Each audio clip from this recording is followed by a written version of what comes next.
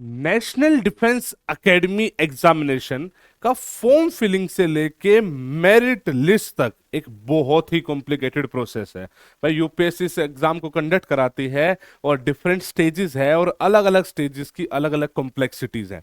आज मैं इस वीडियो में कंप्लीट प्रोसेस एक्सप्लेन करने वाला हूं कि भाई फॉर्म आप फिल कर रहे हैं, उसमें जो जो आप चीजें फिल कर रहे हैं, प्रेफरेंस फिल कर रहे हैं, उसका आगे वाले स्टेजेस पे क्या इंपैक्ट होता है और अल्टीमेटली फाइनल मेरिट लिस्ट जो बनती है और उसके बाद जो ज्वाइनिंग लेटर आते हैं उसका कंप्लीट प्रोसेस क्या है। वीडियो को एंड तक देखना। अगर आप एनडीए एस्पिरेंट है तो आपके लिए वीडियो बहुत ज्यादा हेल्पफुल होने वाली है और अपने यारों दोस्तों के साथ शेयर भी जरूर करना। बाई चांस कोई मुझे ना जानता हो तो मेरा नाम सुमित कुमार है। पिछले 6 साल से मैं डिफेंस एस्पिरेंट्स को गाइड कर रहा हूँ। स्पेसिफिकली एनडी की बात करें तो ना जाने कितने हजार बच्चों का हमने रिटर्न क्लियर कराया, फिर उसमें से बच्चे रिकमेंड हुए, अकेडमी पहुंचे, ऑफिसर भी बन गए हैं, कुछ अंडर ट्रेनिंग भी है। बड़ी मतलब अच्छी फीलिंग है कि भाई अपने पढ़ाए हुए बच्चे जब नेशन बिल्डिंग में जाते हैं तो बड़ा ही अच्छा फील होता है। हम ऑनलाइन एंड ऑफलाइन दोनों ही माध्यम से बच्चों को गाइड करते हैं।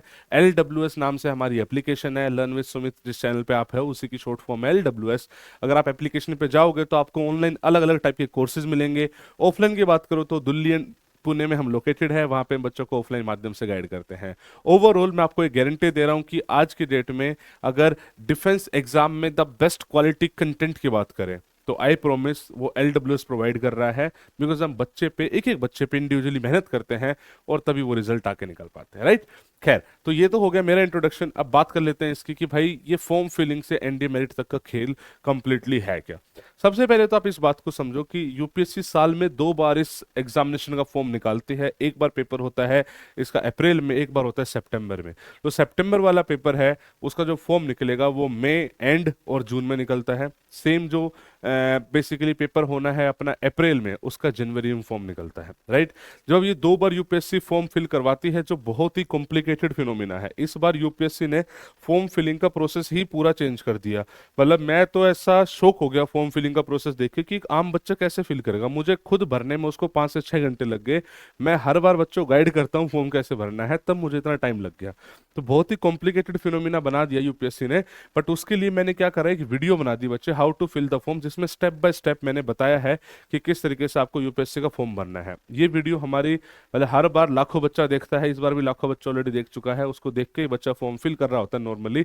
आप जब भी यूपीएससी का फॉर्म भरो तो मेरी वीडियो आप देखोगे तो आपको हेल्प मिल जाएगी, ठीक है। जब आप फॉर्म फिल कर रहे हो आपको एक बात का ध्यान रखना है कि जो अपने आप प्रेफरेंस दोगे आर्मी, नेवी, एयरफोर्स, वो सोच समझ के देनी है। बिकॉज उसी के बेसिस पे आगे आपका डिसीजन होना है एसएसबीज में। तो इस फॉर्म फिलिंग में बाकी सब जो भरो भरो, बट प्रेफरेंस में प्लीज आप एक बार ये चीज जरूर देखना कि आपकी फर्स्ट प्रेफरेंस आर्मी है, नेवी है, एयरफोर्स है।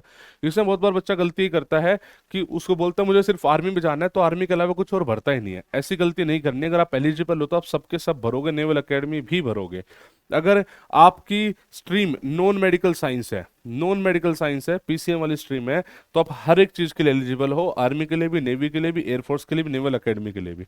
लेकिन अगर आप नॉन मेडिकल के अलावा किसी और स्ट्रीम से बिलोंग करते हो तो आप केवल और केवल आर्मी के लिए ही एलिजिबल हो, तो ऑटोमेटिकली आपको इसमें सिर्फ आर्मी आएगी।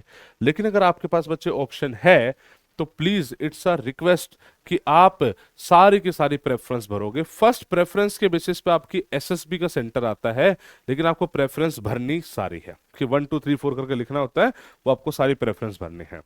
और फिर जब आप रिटर्न का फॉर्म भर देते हैं तो उसके बाद सेकंड स्टेज आती है बच्चों ऑब्वियसली प्रिपरेशन की। प्रिपरेशन के लिए मतलब हर बंदा तो, कोई बच्चा 11th से प्रिपेयर कर रहा है, कोई बच्चा 12th से प्रिपेयर कर रहा है, अब तो 9th से बच्चे एनडी के लिए प्रिपरेशन करने लग गए हैं। हम खुद अपने कोर्सेज में ऑफलाइन भी ऑनलाइन भी क्लास 11th से बच्चों को प्रिपेयर करा रहे हैं। तो वो प्रिपरेशन की स्टेज है। बट फिर भी फॉर्म भरने से एग्जाम में अप्रोक्सीमेटली 3 से 4 मंथ का यूपीएससी समय देती ही देती है, जिसमें इतना बड़ा जो एनडीए का सिलेबस है, आपको बस करना यह है कि इफेक्टिव मैनर में अपने टाइम एंड रिसोर्सेज को यूटिलाइज करना है, जिसमें हम जैसे लोग बेसिकली हेल्पफुल होते हैं। हम बताते हैं भाई ये पढ़ना है, ये नहीं पढ़ना, इतना ही करना है, ताकि इफेक्टिवली अपने टाइम को यूटिलाइज आप कर सके। तो वो आप कर सकते हो तैयारी जैसे भी ऑनलाइन ऑफलाइन माध्यम से। फिर आपका रिटर्न का एग्जामिनेशन होगा।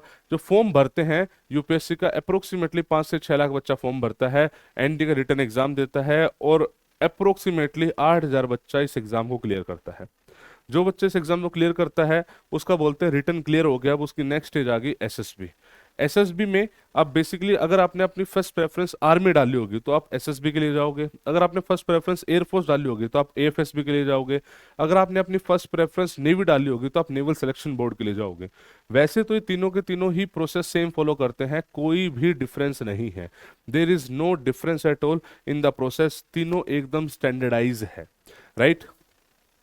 तो यहाँ पे जाओगे, अब इसमें बच्चे रिकमेंड होते हैं, जो बच्चे रिकमेंड हो जाते हैं फिर उनका मेडिकल्स होता है एंड सारे रिकमेंडेड बच्चों की मेरिट निकलती है।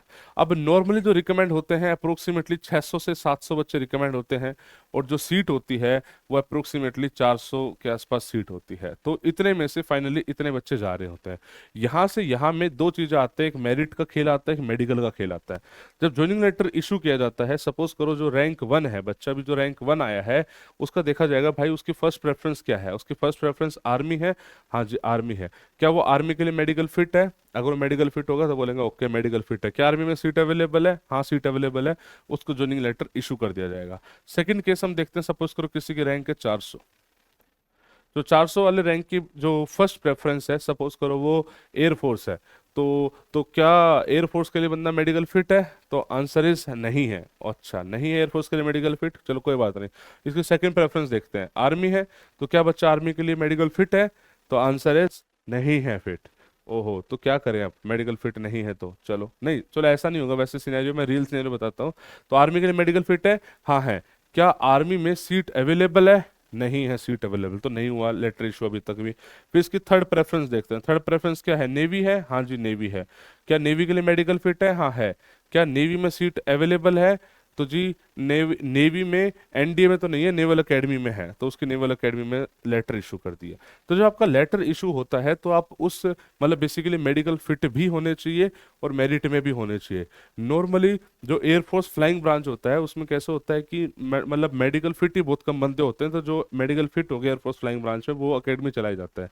नेवी में सीट्स ठीक ठाक होती है और नेवल एकेडमी की सीट्स भी है, तो उसमें भी काफी पीछे तक बच्चा चला जाता है। और जो बच्चा सिर्फ और सिर्फ आर्मी के लिए फिट है उसको मेरिट के थोड़े से ज्यादा इश्यूज होते हैं, लाइक अप्रोक्सीमेटली 450 रैंक के बाद सिर्फ आर्मी जो फिट है उसका जाना बड़ा मुश्किल हो जाता है। तो ये भी चेंज होता रहता है, लेकिन मतलब ज्वाइनिंग लेटर में मतलब आपके मेडिकल का और मेरिट का दोनों का एक खेल होता है। मेडिकल इज समथिंग जो आपके हाथ में है नहीं, चाहे आप कितना कुछ भी करा लो, आप प्री मेडिकल नहीं करा सकते। जिस लेवल के टेस्ट मतलब आर्मी नेवी एयरफोर्स कंडक्ट करती है, आप कहीं से बाहर से वो चीज़ करा नहीं सकते। आप बेसिक करा सकते हो, अपना हाइट वेट नॉर्मल बीपी मतलब फ्लैट फुट नोकनी ये सब आप दिखा सकते हो, बाकी इतने डेप्थ में टेस्ट आप कभी नहीं करा सकते। तो आपके हाथ में सिर्फ और सिर्फ तैयारी है, तैयारी आपको करनी चाहिए, बाकी सब आपके हाथ में कुछ भी नहीं है। मैंने प्रोसेस ये समझा दिया ज्वाइनिंग लेटर रिलेटेड, इस पे अलग से वीडियो बना रखी है, आप उसको भी देख सकते हो, बट मेरे हिसाब से इतने से आपको चीज़ें समझ में आ गई होंगी। फिर भी कोई डाउट हो, कोई परेशानी हो तो कमेंट सेक्शन में बताइएगा, I will try to help you out. जय हिंद, जय भारत।